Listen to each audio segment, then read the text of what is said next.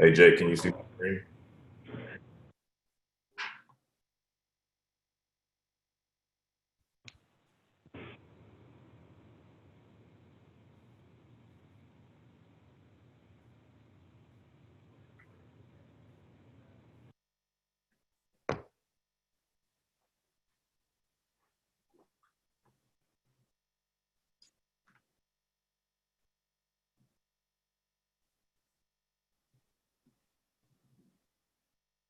Hello, I see people are starting to arrive. Thanks for joining us. We're going to get started in about 5 minutes and give folks a few more minutes to join.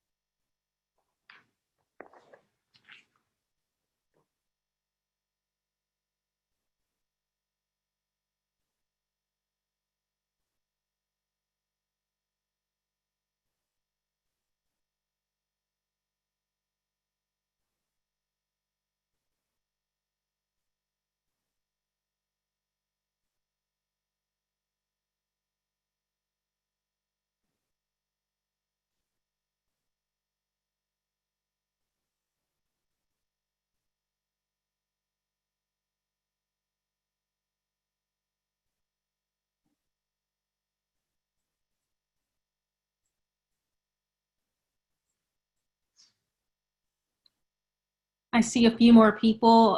Some folks are arriving now, trickling in. I just want to welcome you all. Thanks for joining us today and participating. We're going to give people probably another 5 minutes to join us, and then we'll get started in about 5 minutes.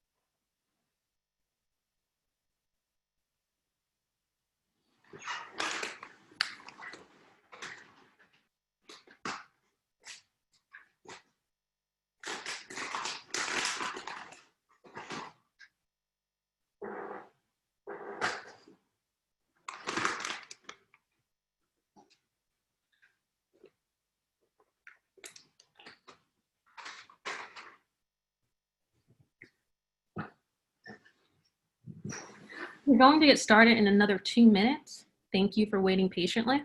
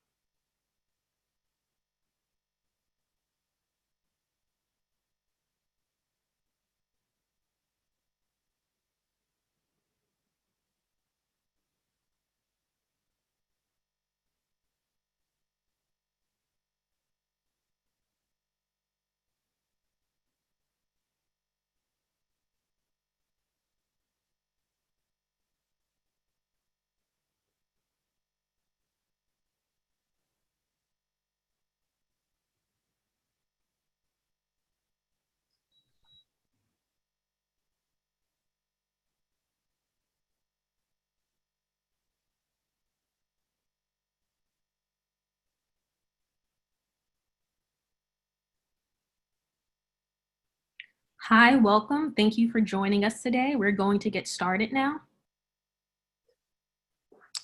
All right. Well, yeah, looks like we got quite a few people on. So thank you, Arlene, for getting this teed up. Thank you for everybody that's on the call today. My name is Ryan Johns. I'm the Director of Partnerships and Corporate Strategy for Scale Consulting. Scale, for those of you that don't know, we are a global strategy enablement firm. We are based, our headquarters is in Austin, Texas. We have offices in New York and presence in British Columbia and Canada. So we've worked with hundreds of companies. And today we're going to bring one of our top partners to the table. And we're going to talk about strategies to drive technology adoption and enablement effectiveness. So super, super excited to have one of our top partners, Highspot, on the call with us today. And so my guest speaker is a man with extremely diverse and a wealth of knowledge here. Glad to have him as my featured guest, Mr. Jake Braley. He's the Vice President of Global Marketing at Highspot. Jake is responsible for market development and global growth. And before Highspot, Jake led product marketing and go-to-market strategy for Aptio's top grossing products through its successful IPO. Before Aptio, Jake held various leadership positions at K2 Software, Microsoft, IBM, the big boys here, right? As well as multiple startup and early stage ventures. So I love bringing him to the webinar here today. So happy to have you, Jake. Hey, thank you for having me, Ryan. Great to be here. Absolutely, man. Absolutely. So what we're going to do, and I'll kind of go through the agenda, but we're really going to discuss the internal business impact as well as the external customer impact as it pertains to adoption and enablement. And I think we're going to have a really good discussion here. We're going to bring out some really compelling points and things that a lot of folks on the phone may not be thinking about today, but I think are going to be super, super critical in success and achieving long-term and sustainable outcomes. Also on the call, I have Arlene Munn, our head of partner marketing. She's actually going to run the Q&A at the end, and she's also going to give you like the call to action and follow-up steps and things like that. So Arlene, thank you for being on as well. Thanks, happy to be here. For sure. So let's take a quick look at our agenda. We're going to go through the current tech landscape. We're going to go through an introduction to Highspot, and I want to hear Jake speak from his vast experience, man. I think you guys are going to be really, really in for a treat. We're going to talk implementation versus adoption. A lot of times, I think companies are using these terms interchangeably, but we've got to redefine these norms because they are not the same. And then finally, we'll get into like core enablement and adoption and what the customer impact is. And then we'll have a time for Q&A at the end, okay? So let's jump in and let's take a look at the current tech landscape, which I'm sure everyone on the call is pretty familiar with, right? When you're talking about like, when we're looking at digital transformation, digital strategy, we hear this often, right? The IDC is predicting global spend to be around 2 trillion in the next few years, right? But the question is around digital transformation is what exactly are we transforming into? The reason I ask this question is because, you know, we work directly with hundreds of customers globally, and customers are really, I mean, companies are spending billions of dollars on tech, but without a real plan to measure the effectiveness of that technology, right? That's a big problem. Furthermore, they're not even, we're not really developing effective plans to increase the probability of maximizing the return on that investment. One thing I want you guys to realize, and if you've ever heard me do any talks, I'll tell you that technology is a component, it's a critical component of our success, but it's never going to magically yield a high return in and of itself, okay? So you really, really have to be mindful of that. This is probably a graphic that everybody's seen, right? You're talking about there's tons of tools and engagement and productivity and enablement, sales intelligence, pipeline analytics, you know, the list goes on and on. I can't tell you how many times I'm contacted by potential partners on a global scale, you know, wanting to work together because there's new technology coming out all the time. The question I have is like, how do we make these actionable via effective like enablement and process alignment? Because again, there's a lot to choose from.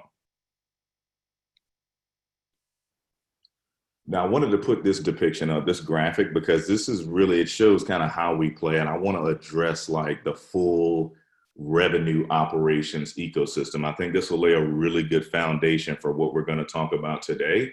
And you really, I want everybody to think about, is your RevOps ecosystem properly integrated, or are you falling victim to the silo effect, which creates tons of inefficiency and waste, right? So the question is not, hey, are there tools out here, but where do they fit within the revenue ops ecosystem?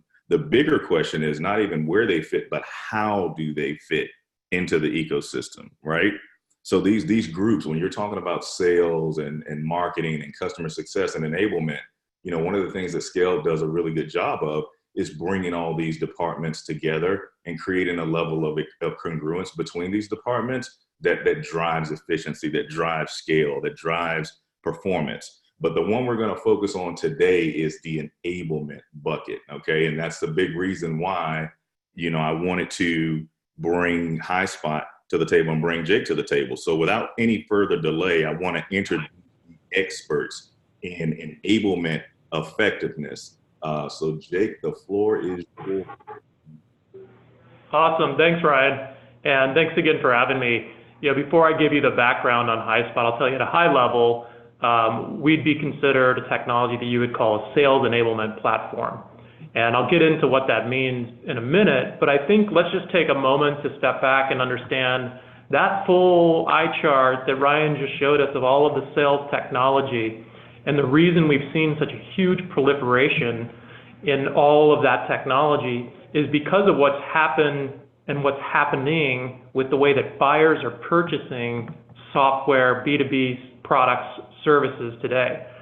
And it's changing, and it has changed dramatically. And it's for some of the reasons you see here. You know, buyers today, they have more information, doing a lot more research before they talk to an organization or a vendor. They don't want to wait either. You know, you're used to having an experience where you are getting information real time and you're able to make a decision real time. That's your consumer experience. And that consumer experience is the one that consumers are carrying into their everyday work. And so you're starting to see buyers with similar expectations in how they would purchase supplier and vendor software and products.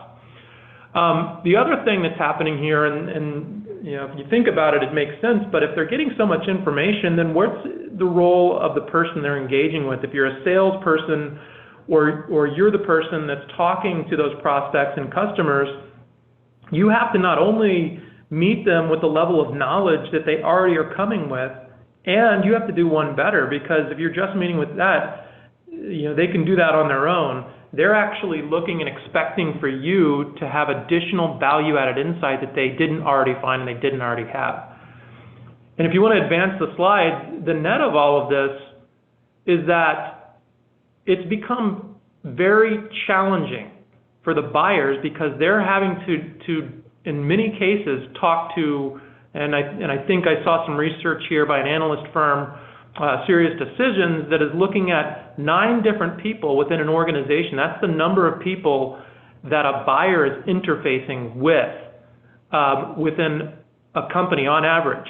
And what's even more challenging is only about half of those roles and titles are getting the same or similar education, enablement, and training as the other half. And so you start to have this very disjointed buyer experience, conflicting information, and it's adding a lot of complexity to a traditional purchase. And that's really what's happening, that's at the back of all of this market trend that we're seeing, and how do we use technology to enable us to address this new kind of a buyer.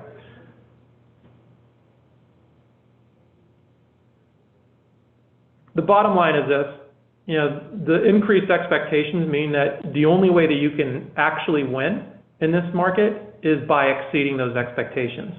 And if you advance the slide, the way to exceed expectations is you have to actually elevate every single customer conversation that you're having, every touch point you're having. And the only way to really do that, and this is where we'll start to talk about what is enablement, what is enablement technology, is your people have to know what they need to know. So what knowledge do I need to have? What do I need to be equipped with before I go into a conversation? When I'm now getting ready and having the conversation, I need to know what to say. What kind of value do I need to convey? What things should I be prepared to ask? What things should I be prepared to answer? And what discovery, objections, all the things that I need to know how to do, I need to know with the knowledge, what should I then engage my prospects and customers with? And that's not enough, because along with that, then I have to, as a seller, as somebody who's talking to a customer, I have to actually have the content, the assets, and the things that I'm actually going to use now so that I can effectively land what I'm going to land.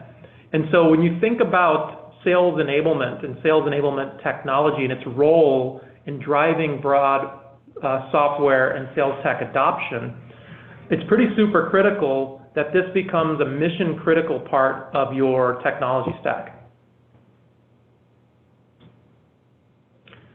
So I'll just give you this one slide on explaining the capabilities of a sales enablement platform and what we do. I kind of framed it in the previous slide, but in order to convey to a rep and to your sales force what they need to know, say, and show, it starts with content. You have customer-facing collateral, you have training content. That has to be organized in one place. And it has to be in the context of the scenario that I'm about to walk into. So if I'm going into my afternoon meeting, it's in a certain vertical, maybe an industry, certain size company, maybe there's a competitive dynamic, I have to take into account that context. Then I have to surface the right content that matches that context.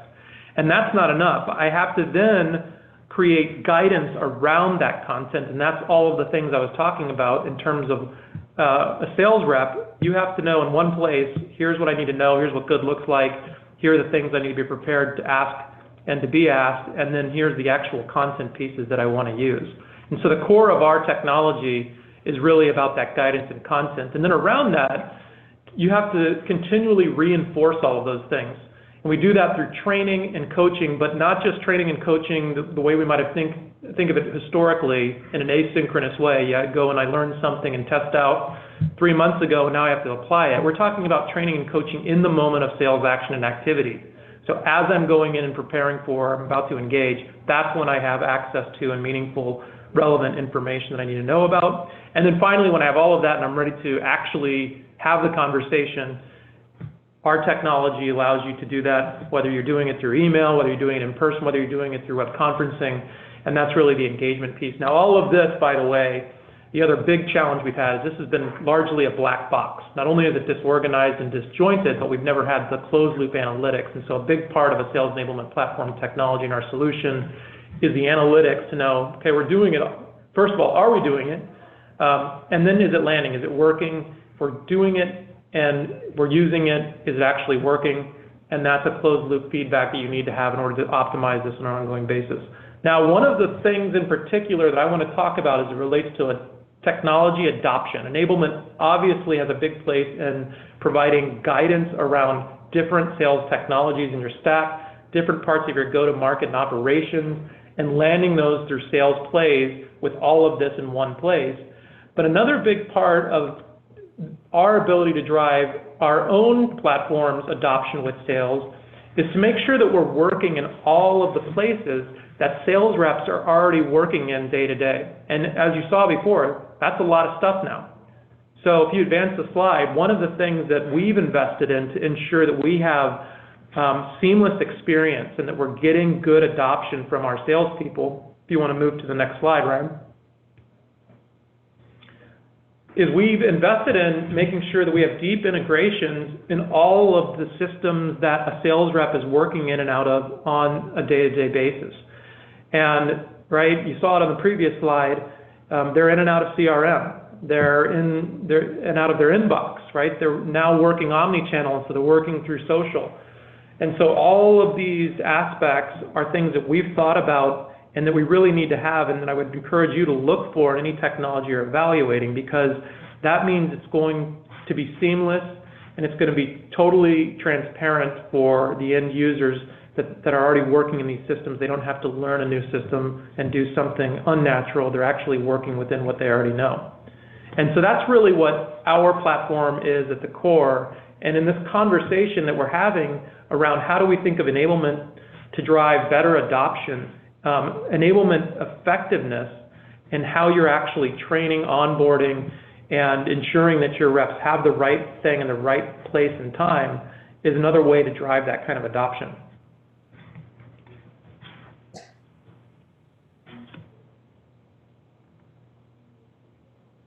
Excellent.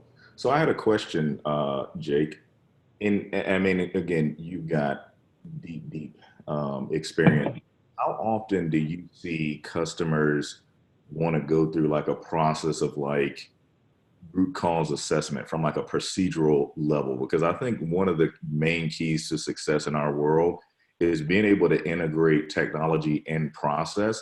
Well, in order to do that, like you have to have a pretty deep understanding of what they're doing from a process standpoint prior to implementation. How many of your customers are going through something like that, like a pretty deep planning, or they say, hey, let's go ahead and start to implement this new tool or this new technology? Did you see that happening often? You know, not as often as it should, because I think you're absolutely right. To take some thought and time upfront about the people, the process, in addition to the technology. What we're also seeing in the sales and marketing technology stack and the buyers around that is that they haven't necessarily always been through a technology rollout and adoption. And so they know what they need to do and they know what they want and why they're buying the technology, but they often don't know a couple things. One is how to really evaluate a new technology in the right way, and then to be thoughtful about the process and the people requirements to actually roll out and adopt effectively. So that's definitely something we don't see every organization doing, and I think there's some reasons behind that I just shared. For sure. And now I want to kind of get into like the differences of like implementation versus adoption, because if you're like me, Jake, I think we probably hear this used interchangeably, right? You know, people get, you know, they're saying adoption, but they're talking implementation or vice versa. And I want to try and draw that distinction, you know, because I really think today companies seem to be overlooking or really under prioritizing the human element of success, right? we really over-index on the level of impact the technology alone will have on our outcomes. But from what I've seen, working with hundreds and hundreds of companies, in order to achieve true success, and I'm talking sustainable success, we have to create a high level of congruence between the technology and the process. And I'll tell anybody, you know, inefficient process will always, always, always increase your cost, and it will negatively impact the business on many levels, from like a revenue standpoint, a brand standpoint, customer churn, even NPS scores, right? If you're overlooking that, you're going to have some problems. And I think a lot of companies really are, right? Yeah, it's a great point. In fact, you know, I think of, from a software standpoint, I think about these two things as time to roll out versus time to value, because you're not going to get the value out of it until it's adopted. And those are really important from our standpoint. But yeah, thoughtful planning in terms of the people and the process is a requisite to make sure that you're doing both of those things in a streamlined way. And you're measuring them. That's your other point I think you're making is, you know, we're adopting a technology because we expect it to have certain impacts to our business metrics. And the closer that you can actually then go back and say, okay, these are the business metrics we expected to impact, are we now seeing that impact after we're getting, after rollout and adoption, and that's the time to value piece. Absolutely, absolutely. And so what I did, I wanted to pull some data on this, right? So you guys on the call, on the webinar, don't think it's just me and Jake going through this diatribe of what we philosophically believe, you know, and looking at this in a vacuum like this on a global scale. This is real, right? Globally, this is from Harvard Business Review. You know, it's estimated that over 90% of companies are really struggling to achieve widespread adoption. And guess what? It's not the technology. The technology does what it's supposed to do, right? The solution typically does what it's supposed to do. The problem oftentimes is going to be culture. And I'm going to get into what culture is and how we define that, because that's another thing that I feel like, you know, we're not defining properly. But again, like you said, Jake, you know, adoption is not measured by like just license activations, it's measured by usage. You know, the word adopt in its essence means to make something your own, to make it a part of your day to day. And again, that's truly like what you're saying. That's where the business impact happens. That's where the real ROI takes place. And so I wanted to pull up this other visual so people can get a good understanding of what culture is. And I mean, you know, really it's just perception, motivation, and consistent behaviors. It's not your mission statement. It's not your vision, your pillars of success. It's nothing like that. It's what you actually do. The other thing I wanted to point out that I think we often overlook when we look at like technology adoption planning, change management, those are really, really big endeavors a lot of time. But habitual behavior, that's one of the greatest impediments to change and adoption. And this is what I meant by earlier, is like we fail because we don't plan. You have to take a very anticipatory look at identifying the barriers to change before you can influence it. You have to. 95% of all human behavior is driven by habit. We know that. We always hear folks say, hey, we're creatures of habit. You know, it takes 21 days to form a new habit. Actually, and I don't know if you've heard this, Jake, I've seen studies that say it can take up to 250 days to create a new habit, you know, depending on other like variables of like how deeply rooted the old habits are and things like that, but definitely not a 21-day endeavor. Yeah, Ryan, we think about that often in the context of onboarding. And effective onboarding isn't something that's a moment in time for that very reason. There's a lot of studies out there that show to drive change management and adoption of new sales behavior, it absolutely is an ongoing process that takes more than your first 180 days. For sure.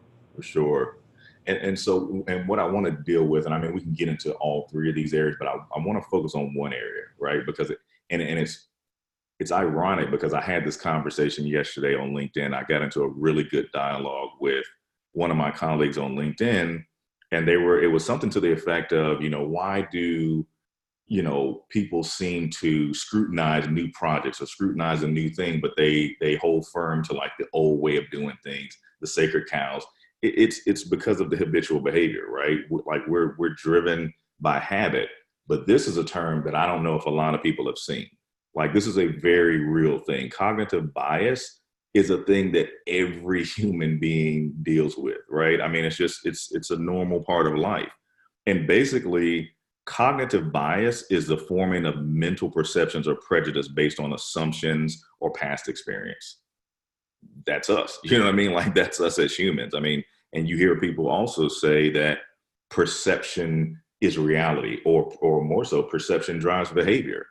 What are your thoughts on that, Jake? I mean, is that something that you see happening, or you experience in your human interactions day to day?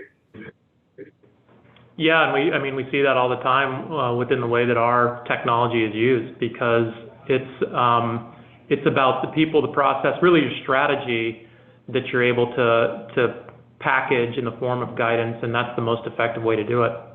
For sure, for sure. And so that's why I wanted to bring this up, everybody, is just to kind of call out some of the indicators of cognitive bias, because there may be times that, we're in discussions or planning meetings and we don't even realize what's happening, right? But I think once we understand what's happening, we can better prepare and deal with it and overcome it, right? So on the left side, I want you to take a look at like some of the indicators of cognitive bias, and we've probably all seen these, where people will change the subject or avoid, the topic, right? Or they'll get into like unfruitful debate, just for the hell of it, you know what I mean? And it's not going anywhere. The third bullet is something that I saw just a week ago on a consulting engagement that we were on. It's the perception of diminished personal value, right? As people, we all want to feel like our role is valuable, our role is critical. We don't want to feel expendable. We don't want to feel like we're being replaced by the machine. And I saw this, materialize right in front of my eyes, where, we were talking about rolling out, I think it was Salesforce and some other plugins or something like that, but you could just see the energy in the room really like just shift. And we were talking with the CS team, and they were like, well, how is this gonna take away from my problem solving? Is this gonna over automate? Those are real things that we need to consider. It's like the human aspect of what we're trying to deliver. Like, we think, oh man, this technology is going to be a game changer, it's going to make everyone's life easier. Yeah, that's from your perspective, you know what I mean? But it may not be from the perspective of, other stakeholders that these solutions may impact. So all I'm saying is just take it into account, right? And then the other two, like, people attempt to attack or destroy the plan and promote sacred cows. Like, hey, we've done it this way forever, we don't want to change. These are real things that happen, right? And so on the right side are just steps to overcome. And these are just tips in this one bucket, this one lane, that I think can help you drive your adoption and enablement and change management initiatives much more effectively. So when you talk about like empathizing and understanding, just take the time to listen with the intent of seeing things from the perspective of the group that's being impacted by the change. Sometimes we don't do it. Sometimes we get in a hurry. Things have to be done yesterday, and we don't take that time to slow down to empathize. Number two, we want to influence with facts and data.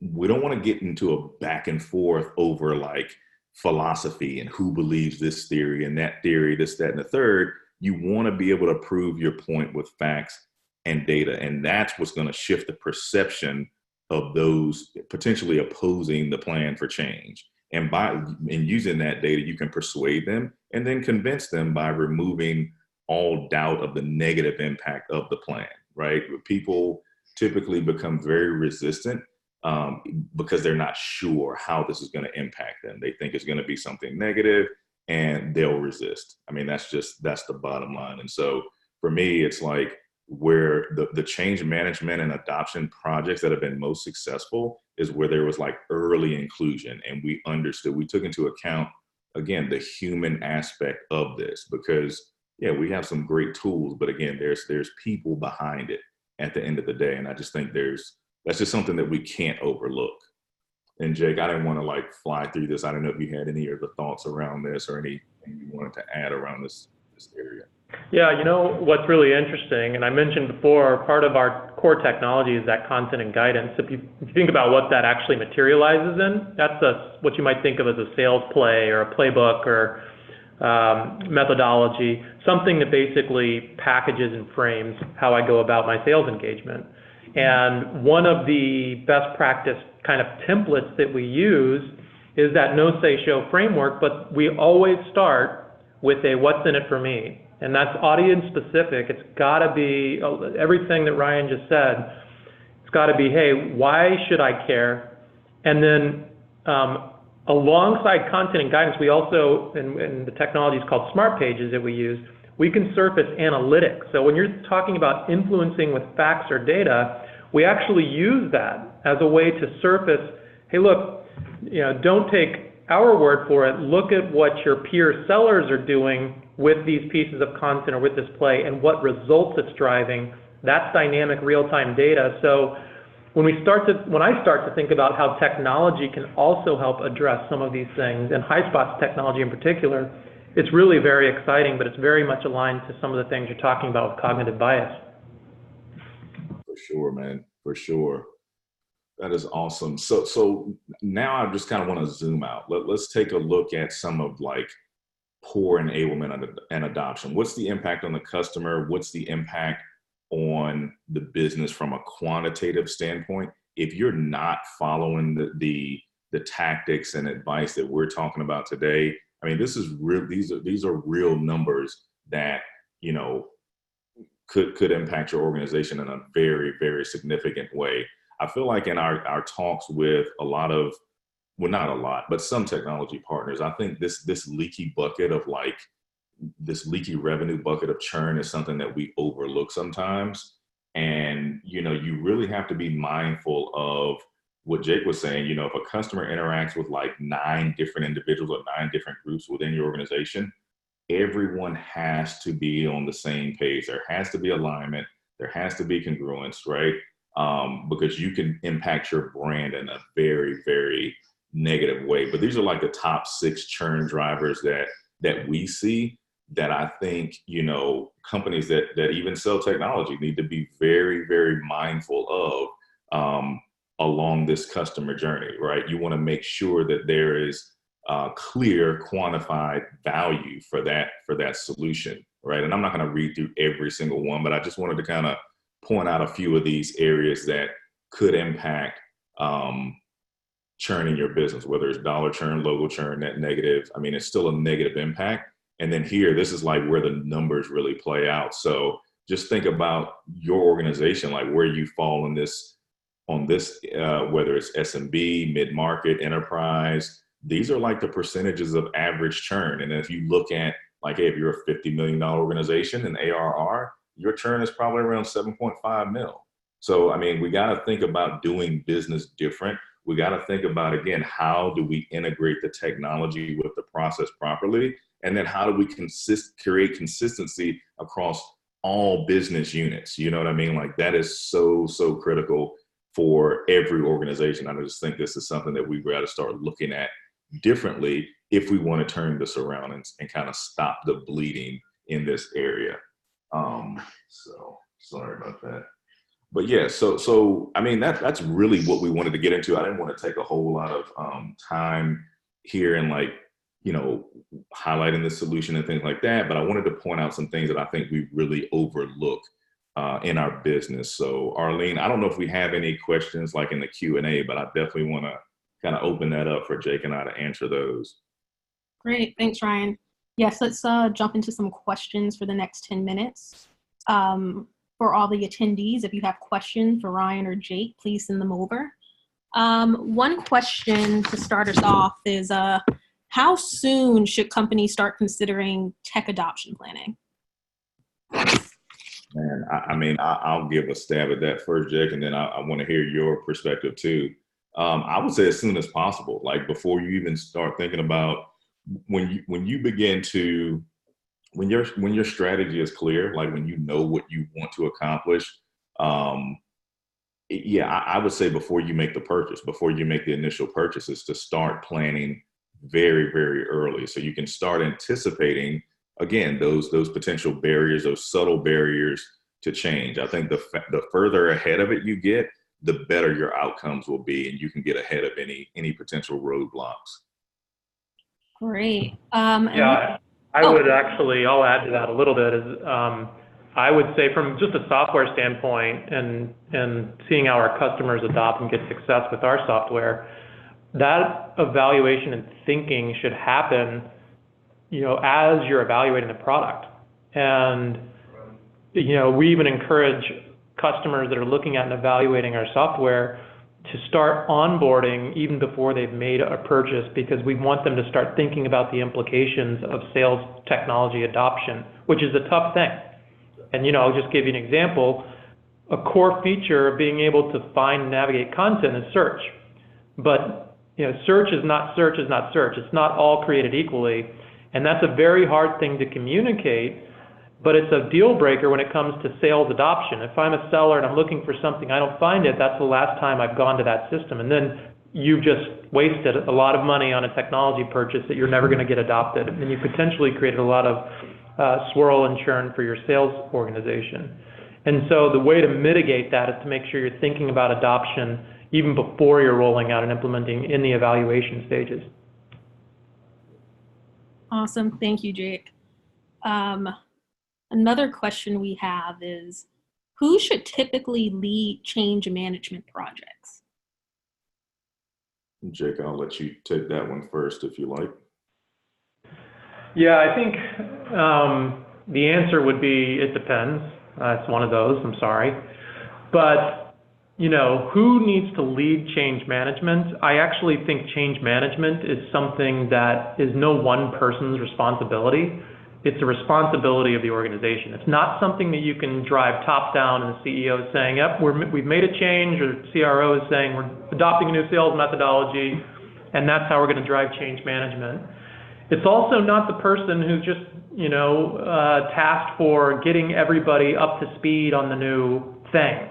And so it's not enablement's job, it's not job of training, et cetera. And so I think depending on the type of initiative that you're driving, it should be multifaceted, and there should be an owner to drive that change management and responsible for that change management that has material impact and ability to influence across all of those stakeholders.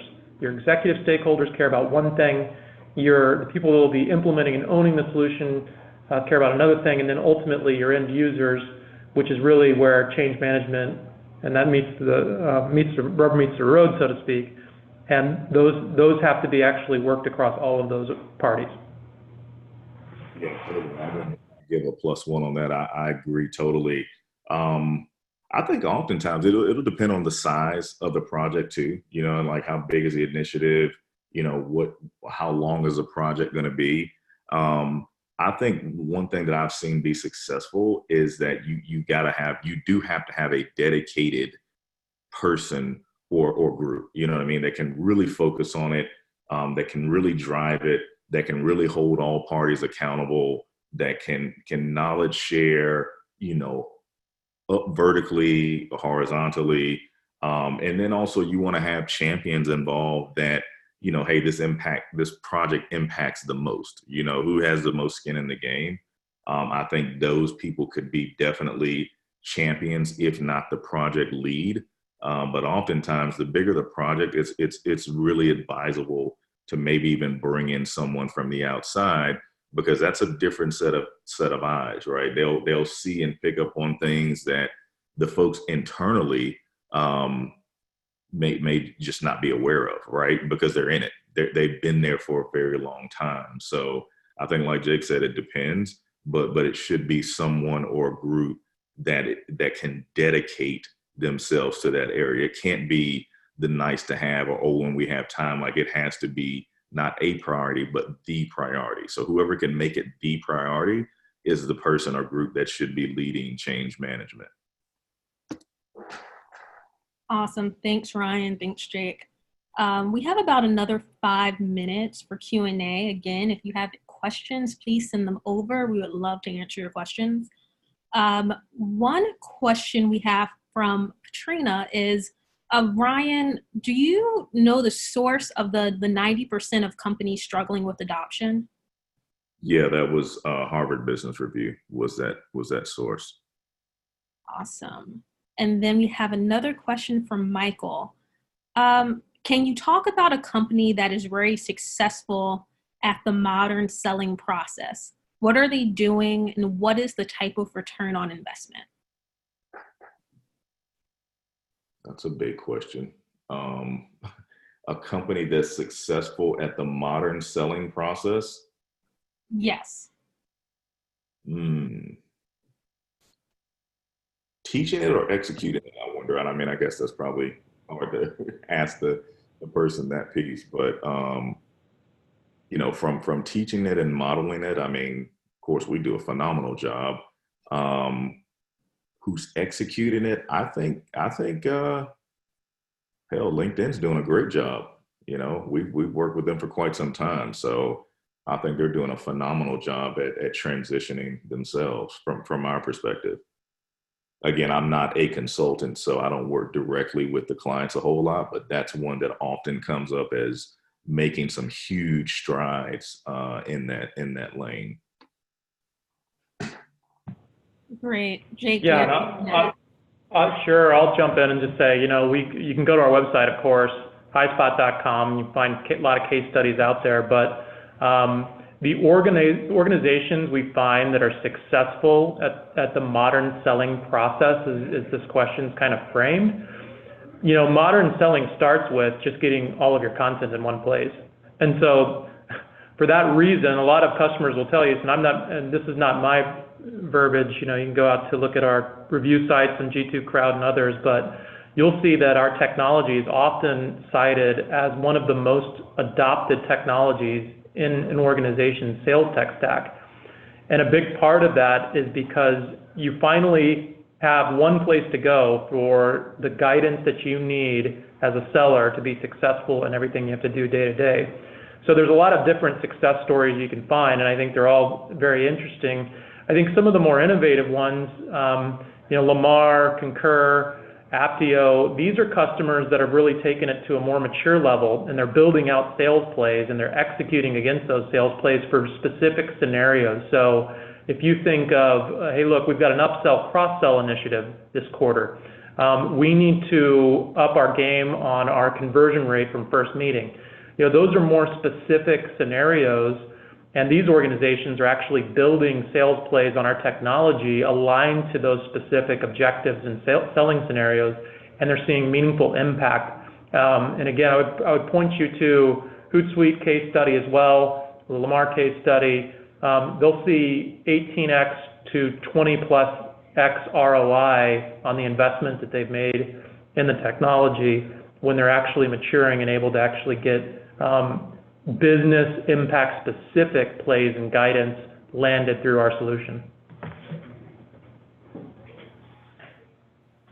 Great, thank you for that, and thank you, Michael, for that question. Just to be mindful of your time, we're going to wrap up with this last question. And that question is, how would you suggest attempting to drive change within multi-location and siloed organizations? Man, yeah. Try not to eat an elephant, that's for sure. That's tough, I mean, but again, I think it goes back to, having that dedicated resource, knowing who the champion or champions are going to be, and then working with that organization first to prioritize, you know what I mean? Like really understand, like you got to level set on, how the priorities are going to rank, what's going to have the business impact. Those would be the most important things I think to start with. Yeah. I mean, that's where planning really, really is going to come into play. And I would say you want to go through probably not just a SWOT, but maybe like a root cause analysis of like what's happening within those various groups that you select. I mean, it's got to be a phased approach. You're not going to be able to do it in 6 months. You may not be able to do it in a year, depending on the size of the organization and the level of lift that they're looking for. It's almost, I heard this, I was on a call a few weeks ago and we were talking about large change management efforts is like. You got to treat it like climbing Everest. You know what I mean? Like you have these different base camps. Like, okay, we're going to accomplish A, B, C, and D at this base camp, and these are the milestones, and this is how we're going to measure impact, and then we're going to move on to the next. Like, so you just got to have a really thoughtful project plan in place and understand that, you know, Rome wasn't built in a day, but just prioritize on those ones that are going to have the greatest impact to the org to kind of to start with, if that's possible. That's great. I would say, I'll just add to that a few from my perspective is it always comes down to shared definitions and alignment. Alignment is key when you're talking about siloed organizations, dispersed geographies, things like that. And so I think it starts with shared and common definitions. And part of that is, you know, sit down and define your internal personas. Who do we actually need to roll out to, and what do they care about? And that might vary from region to region.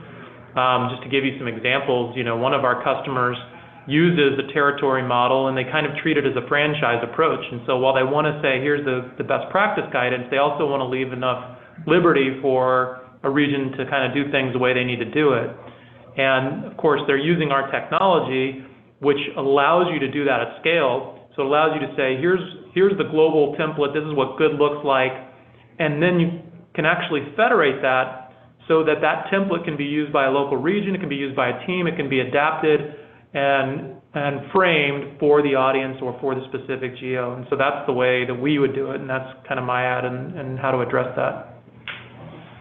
Yeah, and I'm going to give a quick, a quick plug too. So Arlene is familiar with this, but some of you on the phone may not, on the webinar may not be, unless you've heard some of the things that I've shared on LinkedIn. So there is a process design and improvement methodology that I've employed for years and actually trademarked it. And it sounds weird, but it's called SMACM, right? It's an acronym. It stands for Standardize, Measure, Assess, Control, and Manage. I found that if you follow that, it really leads to greater success, because I mean, they're all interdependent on each other. So the standardize, like, you can't measure what you can't standardize. You can't assess what you haven't measured. You can't control what you haven't assessed, and you'll never be able to manage what you can't control, right? So that process improvement and change methodology has been very critical in my success over the past, I would say, decade. And I've run a lot of these different projects and going in and really transformed organizations using that type of a methodology. And I think it's pretty simple, but you have to have a very structured approach and a structured framework for change. If you don't have that in place and the why is not compelling enough, I mean, you can forget about it. Great. Thank you, Ryan. Thank you, Jake. I think right now we're going to go ahead and wrap up the Q&A section of this webinar. Ryan, Jake, do you have any final thoughts? No, I don't have any. I mean, I definitely appreciate everyone for joining, Jake. This has been fun, man. Definitely want to do it again. Looking forward to many more interactions together, man. Just super exciting. I hope so. I've enjoyed it too, and thanks for having me. Great. Again, thank you all for joining us today. We hope this webinar was insightful and you're leaving with some key takeaways. As promised, we will send you a recording of the webinar to revisit and use as a resource. We would also really appreciate your feedback. Your feedback will help us fine-tune our content and improve future webinars. When you exit this webinar, there will be a prompt to provide your feedback through a survey. It should only take about 2 or 3 minutes, so we hope that you can take 2 or 3 minutes to give us your feedback. We'd love your thoughts. Again, thank you for joining us today, and we hope you have a great day. Thanks, everybody. Take care. Thanks again, Arlene. Bye.